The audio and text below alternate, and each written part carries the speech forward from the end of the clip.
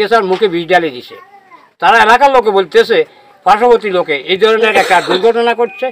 এখন এই লোকটার সঠিক উপযুক্ত সবাই সমাজীরা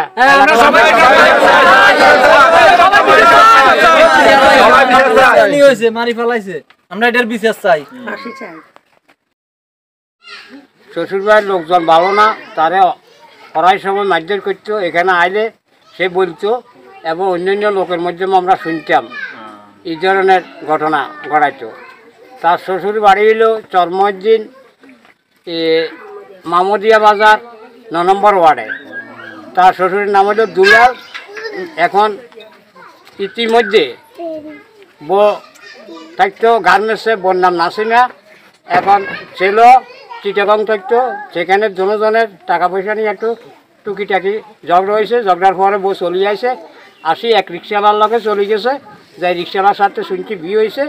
আর ওই ছেলেটা আইসে তার শ্বশুর বাড়িতে বোর খোঁজ নিতে আইসে, আর শ্বশুরের তার শালায় আরও অন্যান্য লোক পেশায় 5-4-5 জনে শুনছি তারা মারধর করছে। মারধর করি তারে ইয়ার পর মরা গেছে। আর এই সিএনজির ভিতরে পর্দা টাঙ্গায় তারে হসপিটাল নিছে, সেখানে মর্গে ফালাচুই তারা চলিয়ে আসে।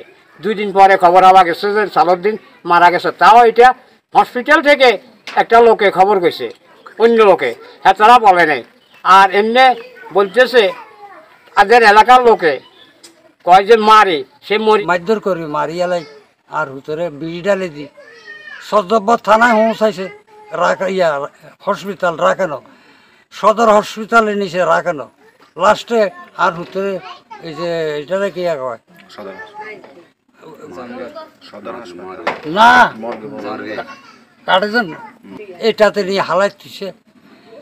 এখন আমরা খবর আছি একদিন পরে, খবর হয় আমরা যাই, মামলা দিছি সদর থানায় দিই। তো আমরা এই লাশ ছুঁড়ে আনি আমরা দাফন করছি। ফিরোজ মামা এটা 2 দাফ মারে, তারপর বিষ খাবাইছে, তারপর মরে গেছে।